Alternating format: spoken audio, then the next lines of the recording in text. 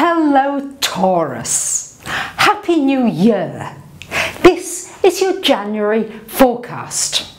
So there's a lot happening this month, Taurus, in air and fire signs. We've got the backdrop of this grand trine going on now that Saturn's just gone into Sagittarius. So we've got Saturn, Uranus and Jupiter all in fire signs, and we've got a lot of planets coming into Aquarius as well this month. So it's going to be busy, there's going to be a lot going on. There'll be a lot of passion and intensity in the stars. And it's a good job you're an earth sign, because we need earth signs like you to be grounding some of this energy that's coming up. I need to alert you to the fact that on the 22nd of the month, Mercury goes retrograde. So if you can, during the first 3 weeks of the month, try to get any important travel plans booked, any important contracts or papers signed and completed, and just any important negotiations. Try to get them done before the retrograde, because it is retrograde until February the 11th. This year, all the Mercury retrogrades are in air signs, and that last happened in 2008. And I think many of you remember certainly what the crash in the economy during 2008. And very often people's thinking is more conceptual, more ideas rather than reality based. So just make sure that you're being realistic with some of your ideas at this time and not just wishing for things that maybe don't have a basis in reality. So, as you can see, the beginning of the month, we've got a big focus right up here in this 9th house, Taurus. And the 9th house is all about higher learning. Do you need to study, to learn something more, to take your career onto a wider path? This may be something you decide to do. It's a good time for publishing a book, for getting information out there. It's a great time for learning a new language, and also a good time for connecting with people, maybe planning an overseas trip to somewhere exotic, but certainly connecting with people from overseas, and you may be teaching others an area, something that you have an expertise in. So for the first 3 days of the month, we've got Venus here in the 9th, which could certainly bring you somebody from overseas, a romantic partner possibility coming from overseas. Then Venus comes into your 10th house, joining Mars up there, and Venus and Mars do align a great deal this month, this year, between January and all the way on and off until November, which is very unusual because usually they only align maybe for about 6 weeks in the year.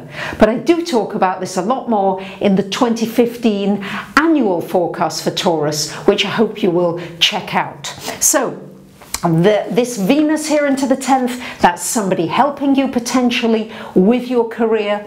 On the next day, on the 5th of the month, Mercury goes into that 10th house as well. So there's a lot of energy coming into this 10th house now of career. Think about your career. When you are working, are you enjoying it? Do you wake up in the morning full of passion, which is great? So how can you expand that career, maybe further and wider to touch more people? Or maybe you're bored and you know you need to move in a new direction. The planets are helping you to move and to decide about that new direction this month. On the 5th of January, we've got a lovely full moon here at the bottom of the chart in the 3rd house, a full moon in Cancer. So it resonates nicely. It's a water sign for you, resonating nicely with your Taurus sun. And this full moon here is shining a light on what it is, how you communicate. Could you hone up your communication skills a bit? It's shining a light on what you need to learn. Maybe there are more skills that you do need to learn, and this moon is helping you find out what those are so that you can take this career and this life direction on a firmer footing. It's shining a light on your relationships with the people around you. Maybe there are some communications, things that need to be said during this time, just to clear the air. And then on the 13th of January, we've got Mars coming into your 11th house, and Mars in the 11th house energizes your friendships. It energizes the people that you mix with, that are influenced by you and who you influence. So with Neptune there, this is just a good time to put some energy into your friendships. Existing ones, maybe some will need to go or change, and also into creating maybe a new social circle. It's a great time to join a group where you are doing some kind of common interests. So it could be dancing, could be knitting, could be painting, could be photography, could be computers, whatever it is, but where you can actually meet some like-minded people. And of course, you may be doing that online, not necessarily in person. And on the 20th of January, we've got the Sun coming into your 10th house, into Aquarius. Also on the 20th, we've got a new moon in Aquarius in this 10th house of career. And so, as you can see, there's a huge focus, particularly towards the latter part of the month, Taurus, on this house of career. So, on the 22nd of the month, Mercury goes retrograde. So it's a good time to reflect on your career.